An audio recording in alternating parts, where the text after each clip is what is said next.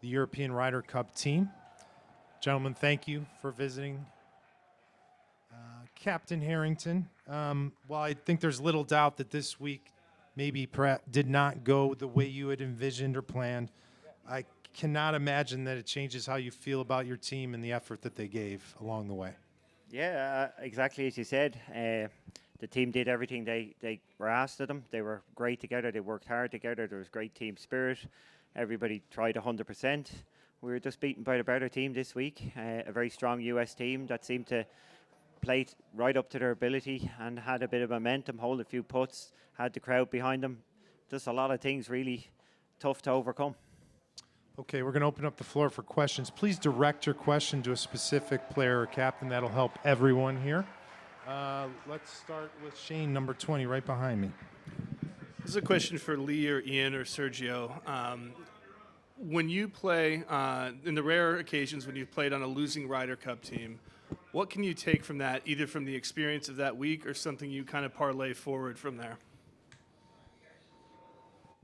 Go ahead, Lee. How much it hurts and how much you despise it and how much you can't wait for it to come around in 2 years' time to win it back.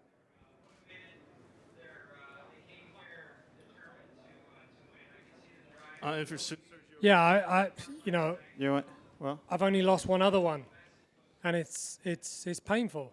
You know, watching the guys out on 18 enjoying themselves is something that you come into this week with visions of that happening for you as a team. We've got a great team this week, and we were outplayed. Every session was difficult. They did their job, and they made it painful for us today. And this one's going to hurt for a bit, but you know what? It's things like this that make you stronger going forward. Front left, Jeff on 19. Padraig, you've been involved in a lot of these. I'm just curious, have you ever seen an opponent that just seemed to hit 1 through 12 right through the lineup with guys on? Yeah, they obviously got it right this week. A very strong team, but you know, I'm happy for Steve Stricker. You know, he's one of the good guys in golf. So if you're going to get beaten by a captain, that's a good captain for sure. And he obviously got his plan right. Got it, you know, whatever their prep was and which he talked about. They did a good job. They came out here. They started well. They kept the momentum going. It was just a tough one to overcome. I believe that, you know, we did our job and it just wasn't our week. Front right, 2. Where is Rory McIlroy? Hey, given the youth and the talent of the U.S. team, how much do you fear it's going to be tough to get this Ryder Cup back? You know, I think I said at the start of the week, it seems like, you know, the way the Ryder Cup is going is the home team certainly has an advantage every time that we play this thing. And, you know, that was apparent in Paris a couple of years ago. I think it was, pretty apparent this week as well. You go back to Hazeltine, same sort of thing. You know, this is the pattern that we're on. But obviously, I mean, the U.S. team is, you know, there's phenomenal talent on that team, a lot of young guys. And I think the most important thing for the U.S. team is a lot of young guys that are great players that have bought into the Ryder Cup. I think that was probably missing in previous generations. But guys like Justin Thomas, Jordan Spieth, you know, the sort of heartbeat of that U.S. team, they've really bought into the team aspect of Ryder Cups, Presidents Cups, and having guys like that on the team. Yeah, I mean, they're going to be formidable opposition from now until, you know, I'm probably not playing Ryder Cups whenever that is in hopefully 20 years' time. But I just wanted to mention one thing. Have you seen the name of the 7th hole this week? What's it called? Shipwreck. Yes! Shipwreck for the people in the back.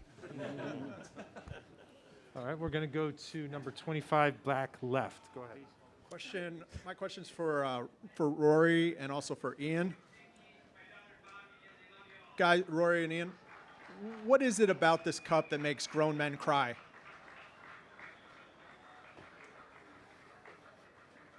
It's pretty simple. It means a lot to be part of these teams. We play a selfish sport week in, week out, and when we have this team spirit that we have, don't start me off. Oh, I've You already know, cried on the it's, 18th green doing an interview, so carry on. Let it go. It's you know, it's only we know what happens in these team rooms. Hey, Tommy. So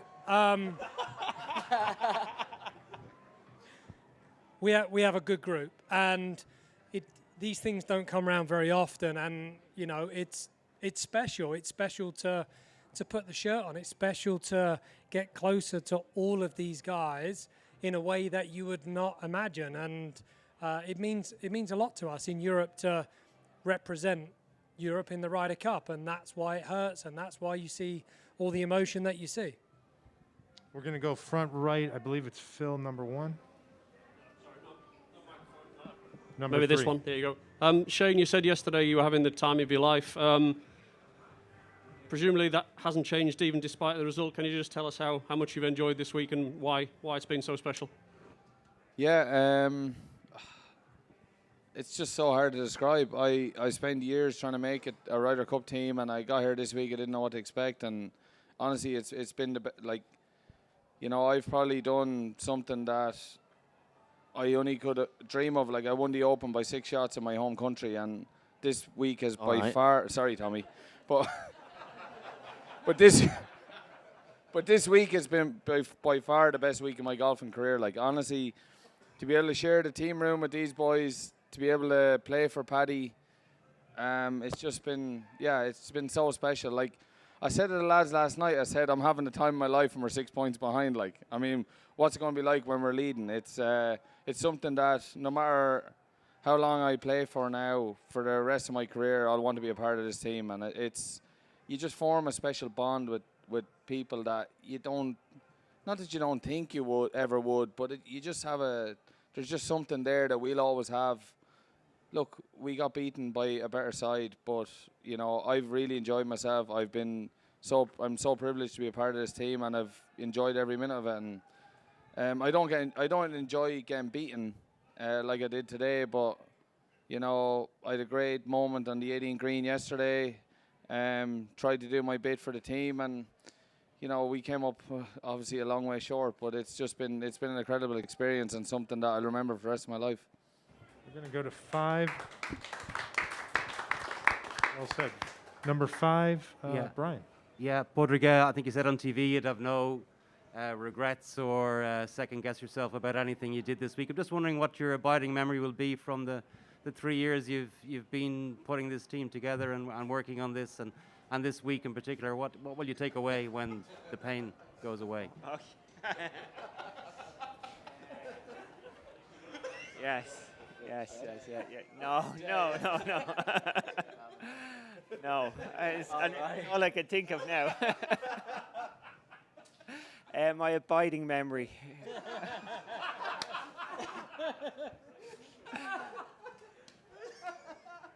You know. Inside joke.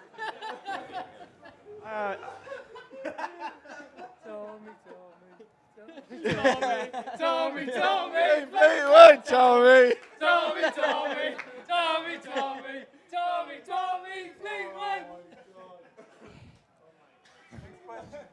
Yeah, look, it's difficult being a captain. You know, you go from being a player, and you wonder, can you give what you need to give as a captain? So that would probably be the what I take out of it. I think I gave. I did what I needed to do. I'm quite a practical person, but I know I needed to be more than that when you're the Ryder Cup captain. So I do think I managed to bring these guys together, and okay, we didn't get the result we wanted, but I think we were a team, and that's the most important thing at the end of the day. Thank you. 6. Padraig, you've got John there, you've got Victor, some really young guys. Could you give us an insight on the sort of the new wave for you guys next 2-4 years? And I feel like I also have to ask Tommy, please explain. Look, there are young guys in this team that will be the heart of the team going forward. As John Ram, clearly, Victor, these are young guys that will be there for a long time. But there's a good heart in the team. Everybody keeps going on about the experienced guys, but there's a really solid heart in this team of players who are still coming into their peak of their careers. There's a number of people, like, I don't want to start naming it, but the centre. Not going to name me here, are you? No, you're not getting named. No. Nor me. But yeah, there was a lot of talk about the older side of it. But there is a lot of guys in the middle of their career now who should be moving on in their golf. They certainly haven't peaked yet. So Europe, yes, we will look to young guys coming in over the future, but the heart of this team will be here for a few more years for sure. And they haven't got to their peaks yet, so we should see some strength going forward. There's plenty of guys here, and as much as this be a tougher week well, they will draw lessons from this week, but most of these guys were winning in Paris, so there's still quite a winning mentality there going forward. Hands? Right behind me, 21, please. Okay. Padraig, when it became clear that it was going to be close to maybe being a record differential, was that on your mind at all today when you were heading out there and trying to keep everybody? I was not aware of it until it became close, and then I did actually have to ask. And when I asked, I was told, well, I was involved in the last two that were records, but on the right side of it. So look, somebody has to, that's the way it goes. This was a very strong US team. Everybody here gave 100% and pulled together. Everybody worked together this week. There's nobody walking away from this week, and I will talk to each player individually. Nobody didn't give their heart and soul to this team. Nobody should walk away. We don't owe anybody anything in that sense. They all tried. They all put it in. And there will be more Ryder Cups ahead. Most of them, as I just said before, most of them have the best part of their career ahead of them. There's no doubt about that. So, they shouldn't walk away from this in any shape or form feeling like, hey, they gave it 100%. That's all you can ask from the players. Did they do their job? Yes, they did. It didn't go right, but that happens in sport. You just remember, if you want to have these glorious moments, you've got to put your head out there, and sometimes it doesn't go right. You get your head knocked off. That's just the reality of sport. If you put yourself out there, you have some miserable days, but also if you put yourself out there, you have those thrilling days when you win. That's front right, number 3. Sorry, Megan.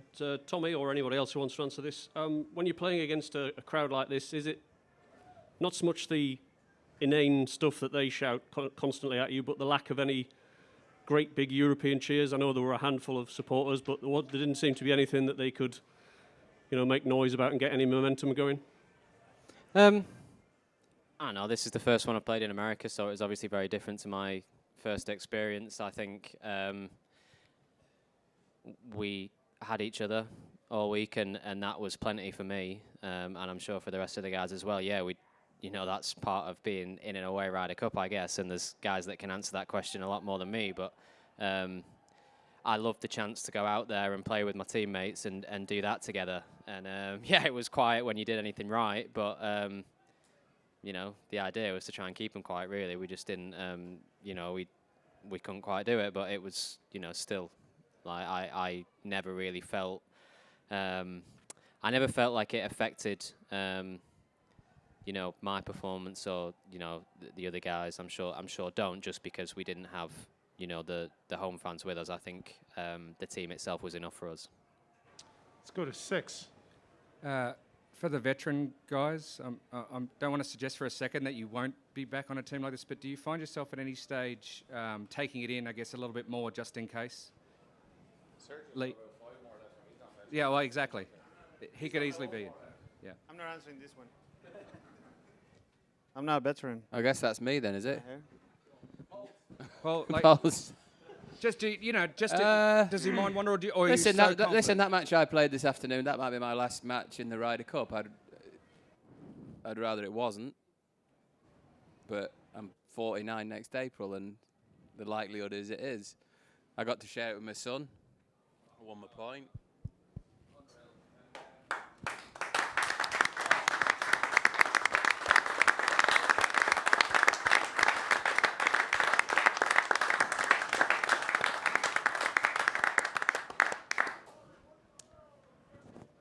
I hate this tournament. It makes you so emotional.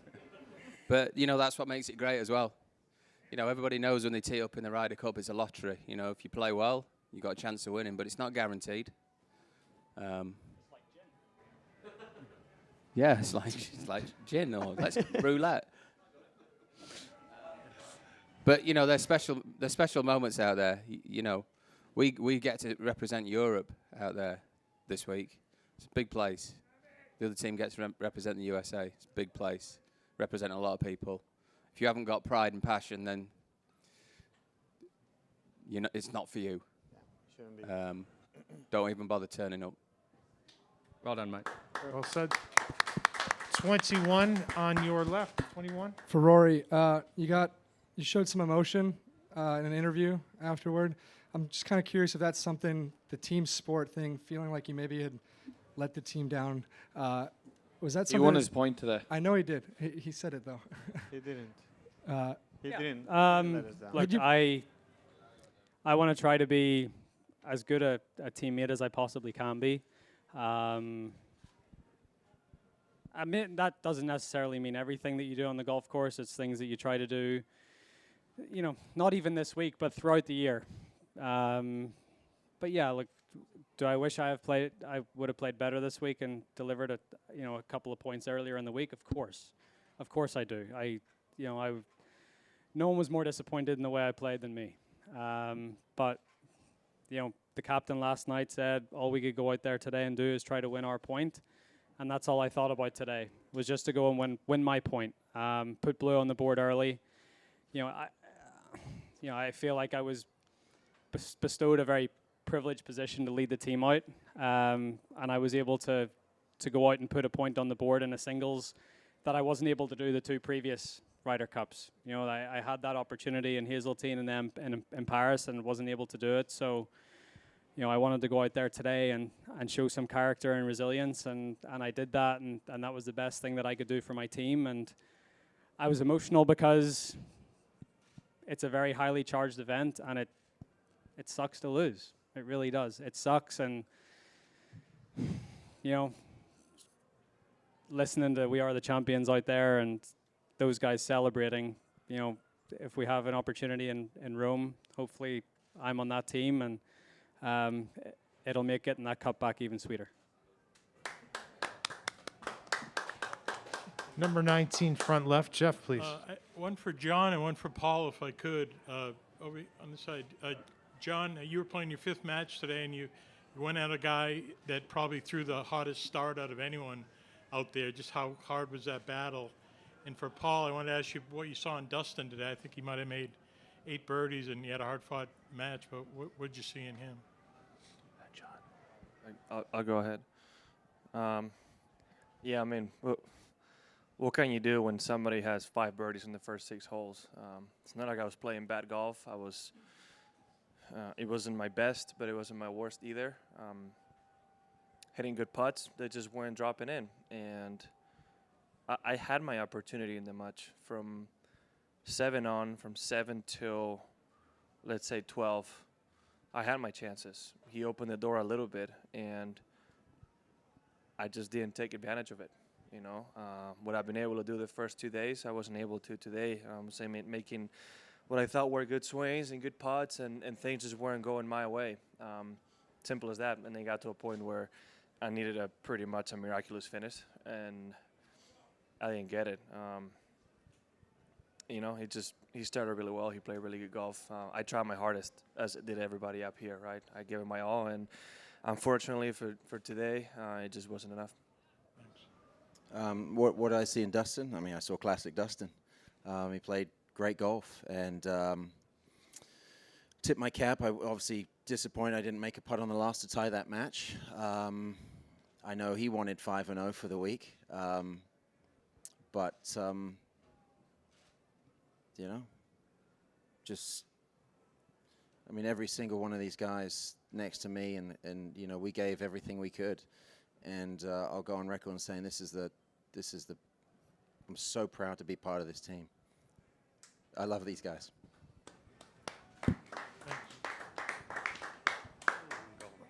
All right, we're going to beam out to Herman Fulvik. Herman, go ahead. You're with the European team, sir. Thank you. To Victor, you played 5 matches and got 1 point. What do you think about that stats, and what did you learn from this weekend? Didn't really learn that it was hard to win points. I mean, but I feel like we all played some good golf this week. But you know, in matches you're looking for maybe some opportunities, some free holes here and there, and we didn't really get them. You know, played some really good stuff tee to green, but you gotta make the putts and at the right times to get momentum, and it just seemed like throughout the whole week we weren't able to capitalize. I don't feel like we got outplayed in that way. We definitely showed a lot of grit. Just didn't go our way, but it was such a cool experience getting to know these guys a lot better. Maybe a little too well. But I can't wait to come back in 2 years' time and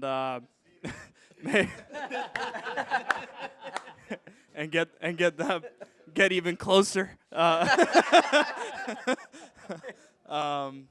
that's all I have to say. All right, gentlemen, we're going to wrap it up with a couple more questions. Number 20, Shane. There's a question for John and Sergio. Obviously, there's this long, beautiful tradition of Spanish pairs playing so well together since the European era started. I just wanted to ask a little bit about your partnership, but more about if you think about that context, going back to Sevi and Olazabal and Pinheiro and et cetera, when you're succeeding like this.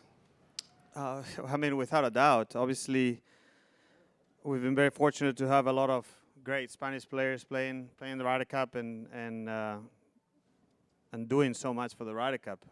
So I think for both of us to have the chance of playing together these last couple of days and do as well as we did for our team was amazing. You know, it's something that John and I were very excited about. I think the team was very excited about it, and you know, I just I enjoyed every minute to be there,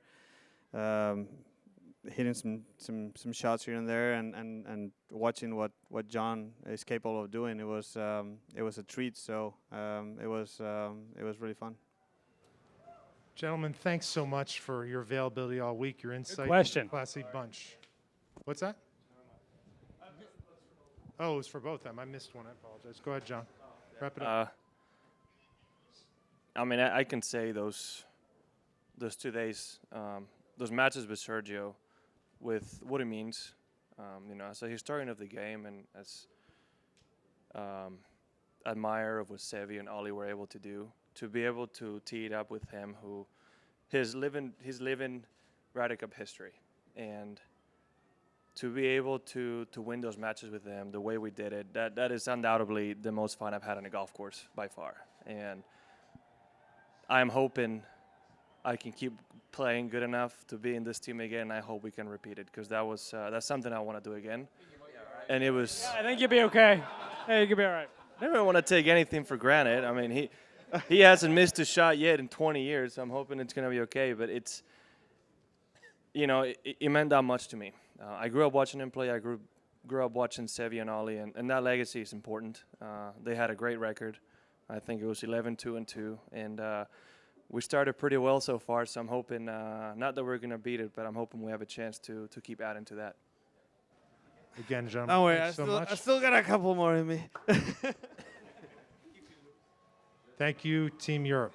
Thank you, guys.